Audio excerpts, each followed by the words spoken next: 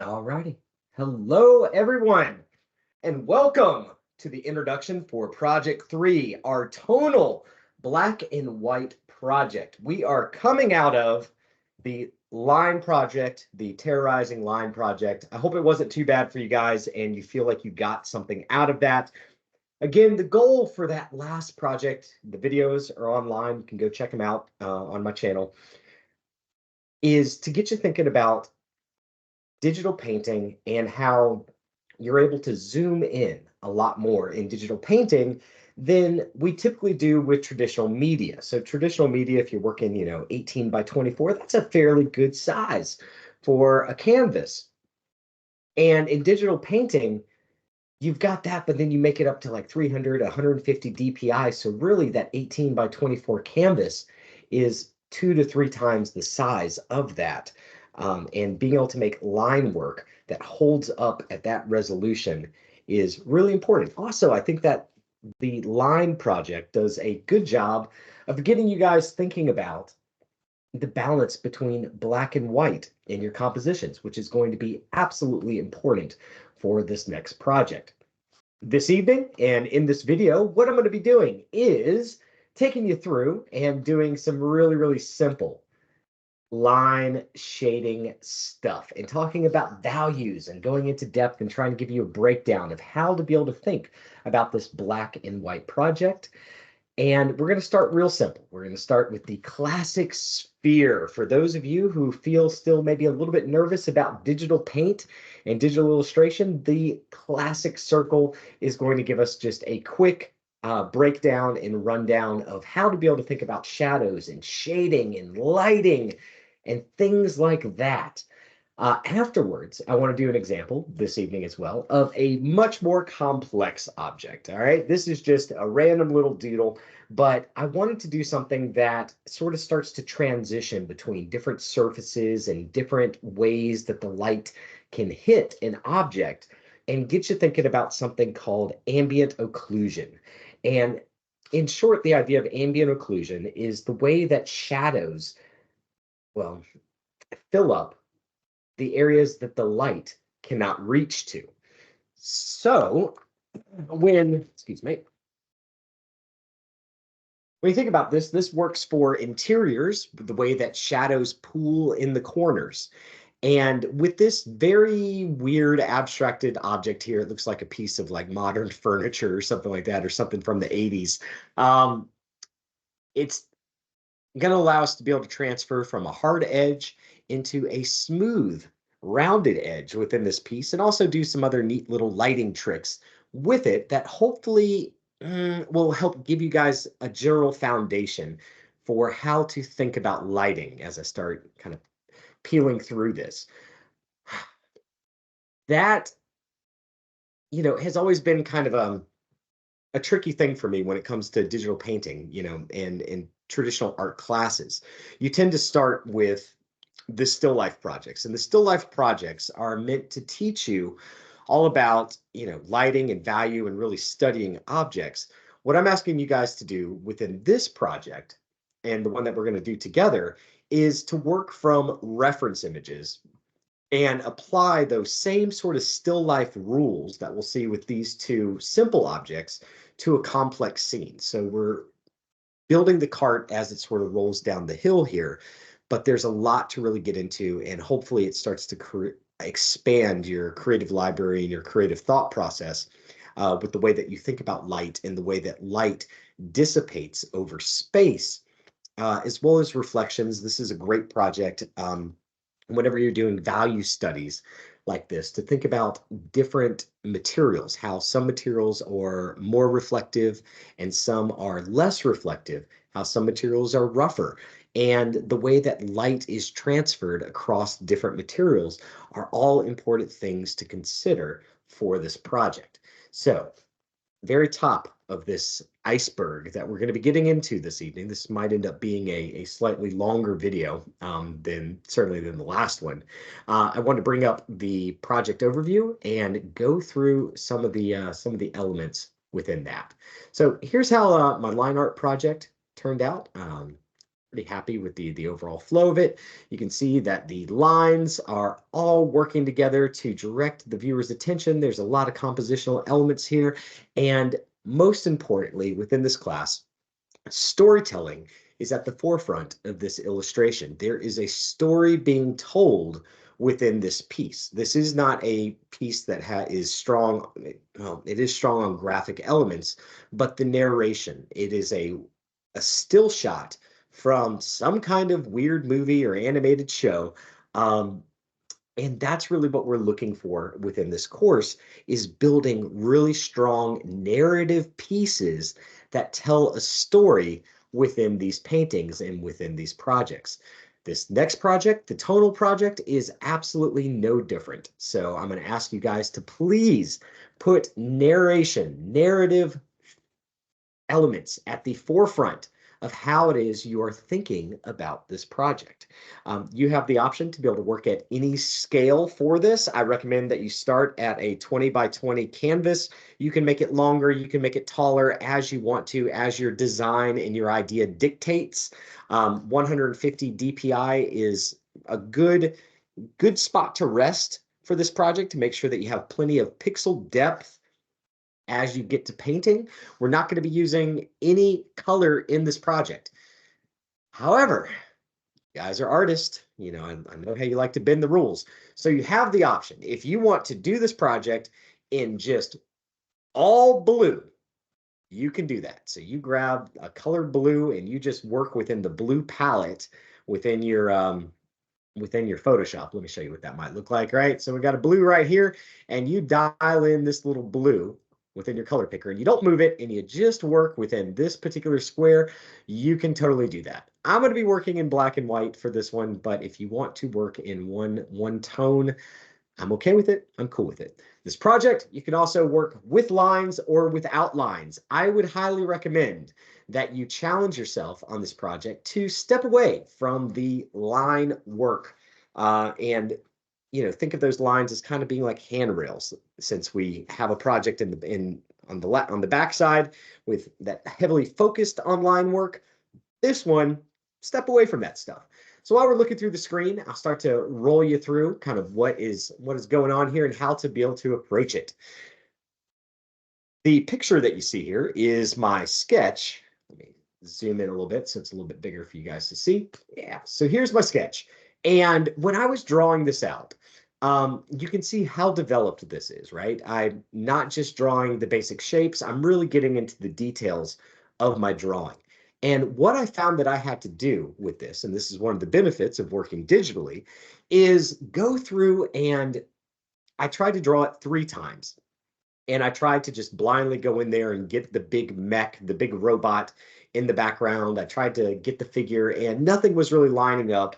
So what I ended up doing was doing a separate sketch of the background elements, and then on my same sketchbook, another sketch of the giant robot.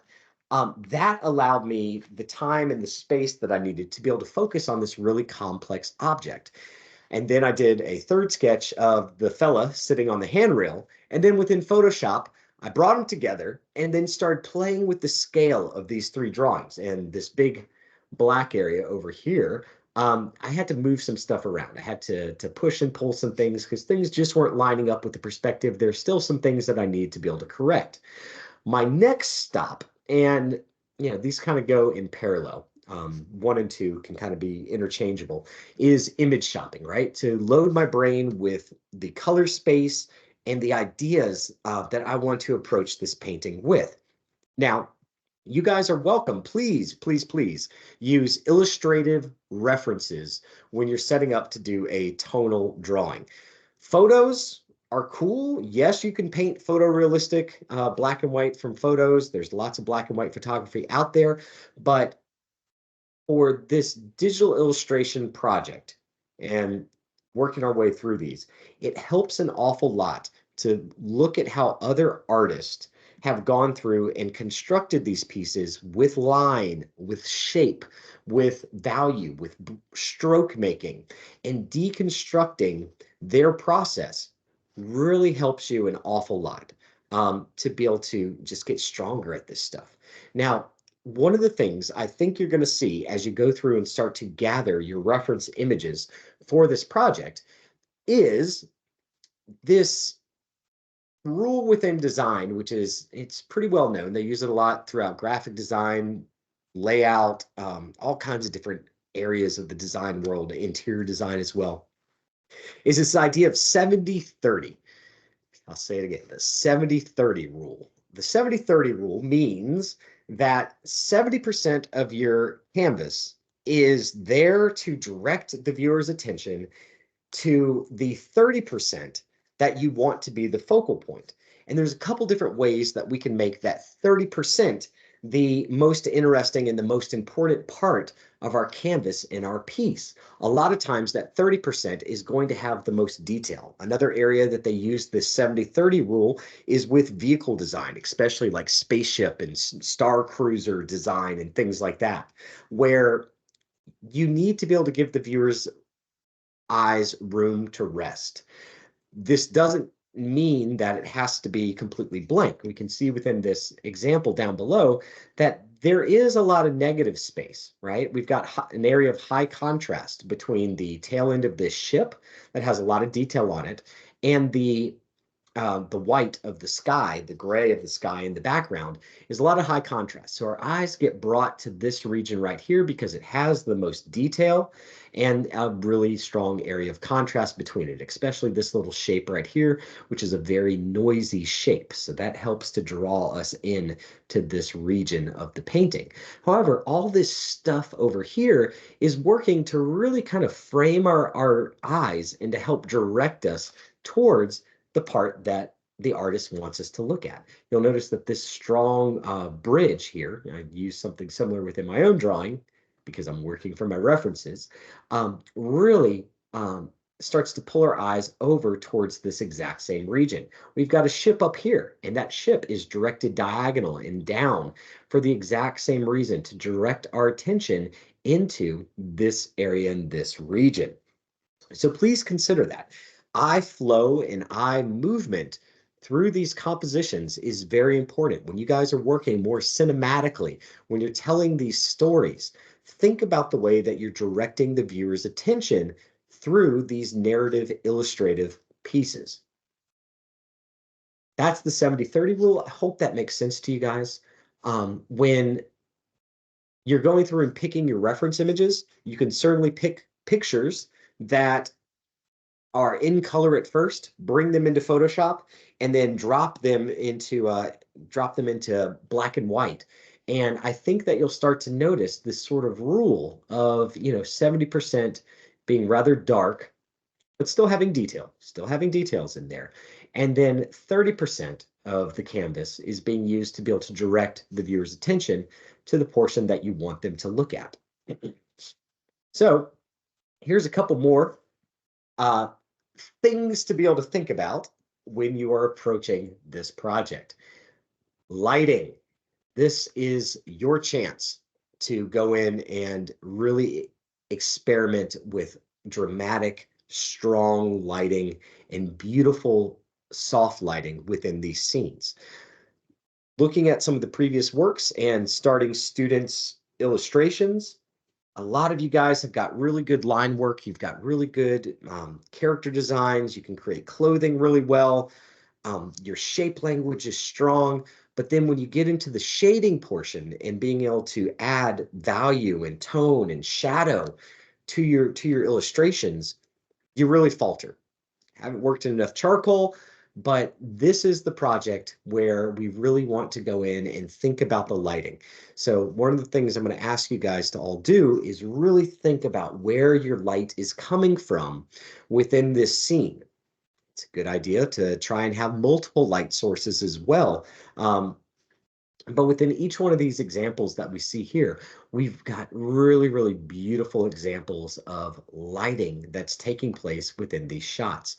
This first one here with the lady reclining against the tree, having a little nap. It looks like the tree's about to overtake her. You can see that the brightest point of this illustration is on her dress, and that's causing our eyes to focus exactly where it is the artist wants us to look. All this cloth that's beautifully and softly rendered throughout her dress is not bright white, right? We're letting some things disappear into the shadows. We're using that rule of 70-30. We've got this strong line coming down to help direct our eyes. We've got these diagonal lines that are soft within the background, these soft grays, helping to pull our attention in towards what it is that we're supposed to be focused on. Within the super foreground of this piece, it turns almost completely black. So this is another big thing to think about within this project, is where you are putting the details, going back to that rule of 70-30. Excuse me. It's the idea that you don't have to render everything. So up until this point within your artistic journey, a lot of the sketches that you've done in your sketchbooks growing up and the still lifes and a lot of the more formal traditional art assignments, you're rendering everything, right? You're trying to render the entire character head to toe, get their shoes in there, get their hands in there. And within this project, it is totally okay to let some of the details drift into the shadows. Not everything needs to be super illuminated as if it's got, photography, super bright catalog studio lighting on it. Instead, we want to look and play within those softer shadows. So this one, which looks like it has a little Yoda or something underneath a Japanese archway, on the left and the right of this piece, you really lose a lot of the detail. It's hard, it's difficult for me to be able to see. The impression is there that there's a lot of bush going on within this section, a lot of foliage, but the focus for that 70-30 rule is all up within this section. And this is where all the detail resides. The same thing is happening with this, right? It's a really, really beautifully framed piece with the bushes and the pines within the foreground.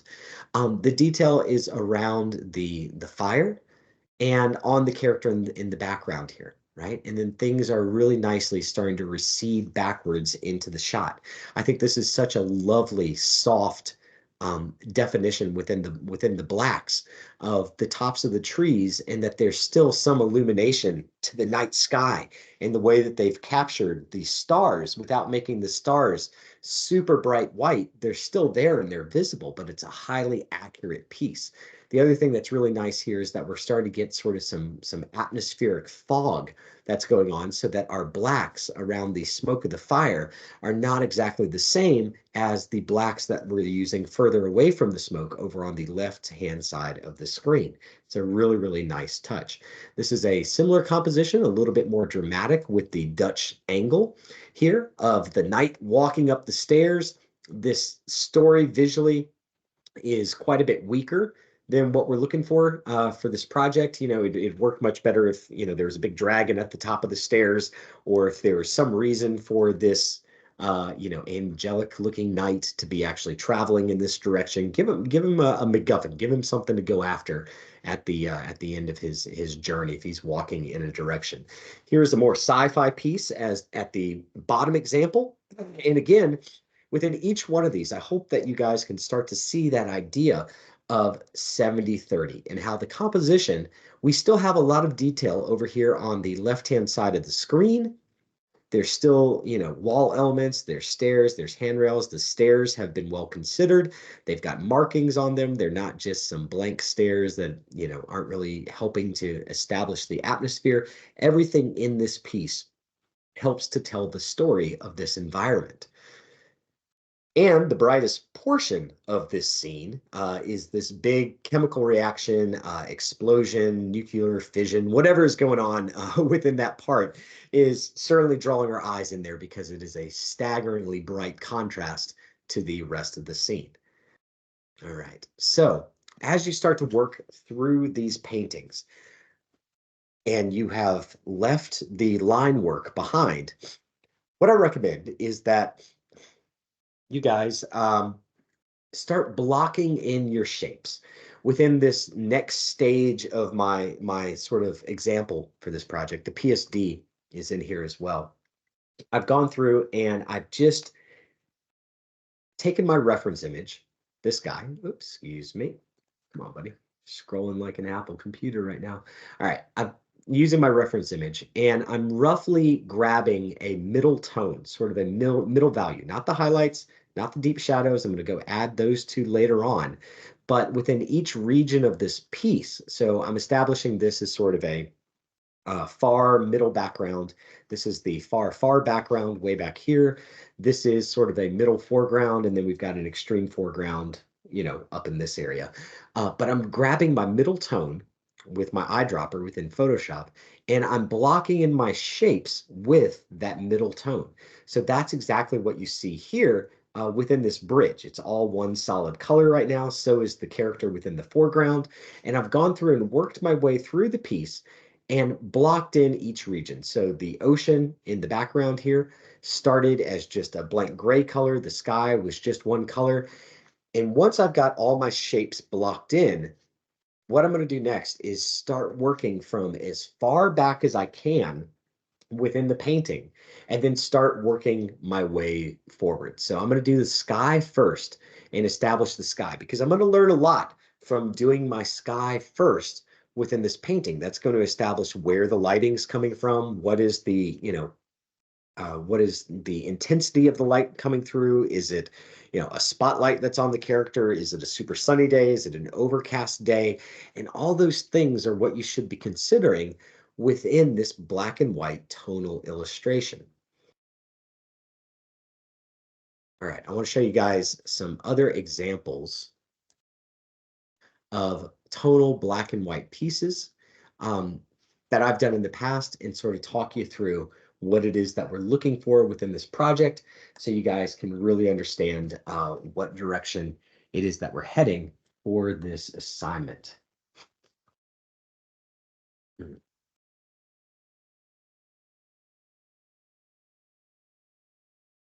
All righty. So the next one that I want to show you guys is this one right here. Let's get it nice and big. All right, so I call this one the Dragon at the Dog Park.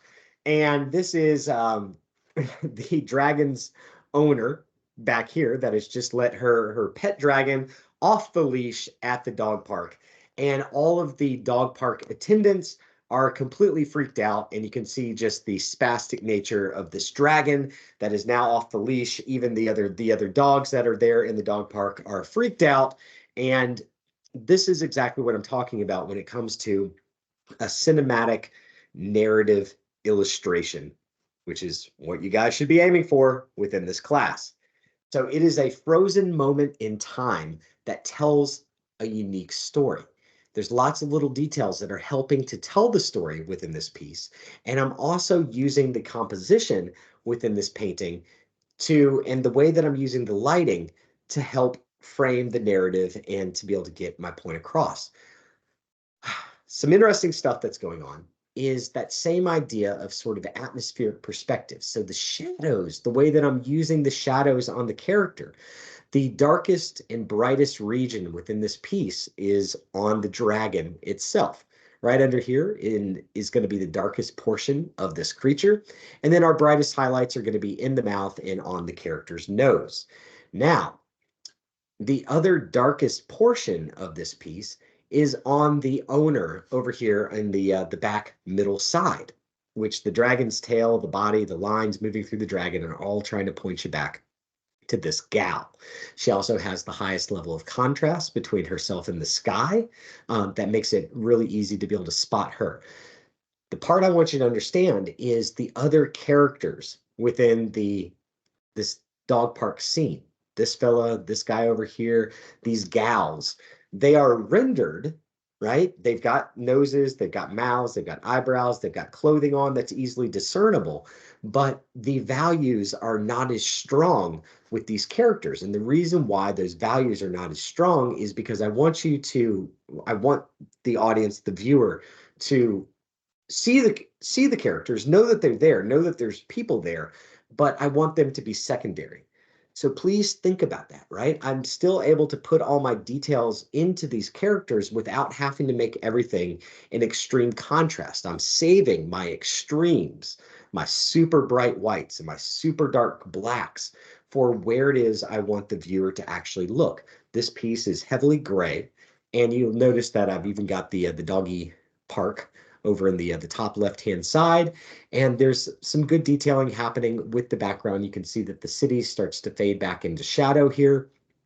And I'm working through the grass. My grass and my ground has got some good detailing on it. I'm also using the lower left-hand side, which is empty, right? There's nothing underneath the dragon in the lower left-hand side of this picture. However, I'm using that entire bottom section of the painting to tell the story of how quick this dragon is running away. So I'm using speed marks and line marks with the way that I'm building the grass to emphasize the speed and the kind of frantic nature of the dragon as he starts to run off of his leash within the dog park. And I think it's a really funny story to be able to tell. And yeah, that this is where you guys want to be for this project. So let me try and show you another one here. Where'd it go?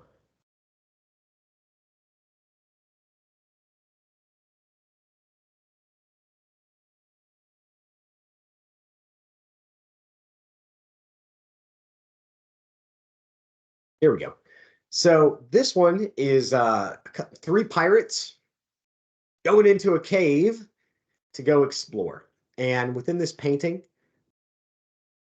we've got a strong central lighting element. We've got the shadows that are getting deeper. We've got the most highlights on this character's face. The shadows are getting darker as we move back to this character. And I'm using the ambient occlusion within the boat.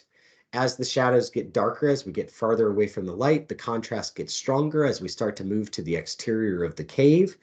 And the story that I'm trying to tell is that there's something that's starting to bubble up within this scene, right? There's something under the water that's going to be coming towards the boat. These guys, he's grabbing his sword. They're all really interested in whatever is up ahead within this shot. And you can see these little wall creatures that are happening within the foreground just to be able to fill up this lower left-hand side. If this was not in there, it would not be telling the story, but I'm using the shape of the rocks to help frame the boat. And I'm doing the same thing with the cave to try and bring the lines down into the viewer's eyes and attention. There's a whole bunch of those other little creatures back there. And this was a lot of fun to go through and render the heck out of those bubbles, and then figure out the correct balance between the bubbles going underneath the water. It was also a lot of fun really thinking through the values and how to be able to make the front of the boat stand out, but still have a lot of detail and texture work that's happening with the way that the boat is being illuminated from the light here. So yeah, pretty fun little project. Last one I want to show you guys is I call this one the big chicken has landed, and I did this one in about I don't know, an hour or so. The more of these tonal paintings that you do, the stronger and faster you'll get at them. I think most of this was done with the MB Legendary brush, so it has quite a bit of texture to it with the way that I'm layering up my pieces. But I was trying to do a giant chicken robot ship, like something Dr. Robotnik from Sonic the Hedgehog would create, going over a bunch of farmland, and the balance between the shapes of the farm crops along with the giant chicken and having just enough detail. And this was a really fun one to be able to go through and do. So you can see that the chicken ship is so large that it's actually pushing the clouds out of the way, and we've got some shading going on the ground from the clouds themselves to be able to give a sense of perspective within this scene. And yeah, this is a really fun one to do. And again, the lighting is all coming from the back, or excuse me, top left-hand side above the chicken, and you can see the shadow that he's starting to cast across the ground. So I hope that that gets you guys excited, interested, and starts to clue you in for what it is that we're going to be doing for this project and how to be able to think about the setup for it. I'm going to keep going. The video's at 1 hour right now. No, I should stop it. I should definitely stop it. That's enough of an intro for the project. I'm going to pause the video, create another one. So in this next video, we're going to be going in and I'm going to start with just a simple sphere and we're going to get into the shading and thinking about lighting and the way that lighting dissipates. And then we're going to go in and we're going to do a more complex shape after that. And then I'm going to start rendering my final scene for this, which I want to be sort of a steampunk carnival with some carnival carnival performers um, in the shot. I don't know. I think right now I just like this shape within my reference image so much. I'm not going to veer too much from it. It's going to be a lot skinnier within this painting, but this could very easily turn into one of those carnival games that you like smash down the mallet and then try and get the peg or whatever it is, the ball to go as high up as you possibly can, but make it a more steampunk version of that. I think that could be really fun to paint. And then maybe there's a story there between a guy trying to impress his date or something like that. Or a girl trying to impress her date within the shot. Yeah, that's more of an interesting story, having a gal actually make it all the way up to the top and the guy uh, not being really surprised with how strong she is. I like it. Okay, so let me pause this video. We'll get another one started. Thank you so much if you made it all the way to the end of this thing, and thank you for your hard work. I can't wait to see what you guys create.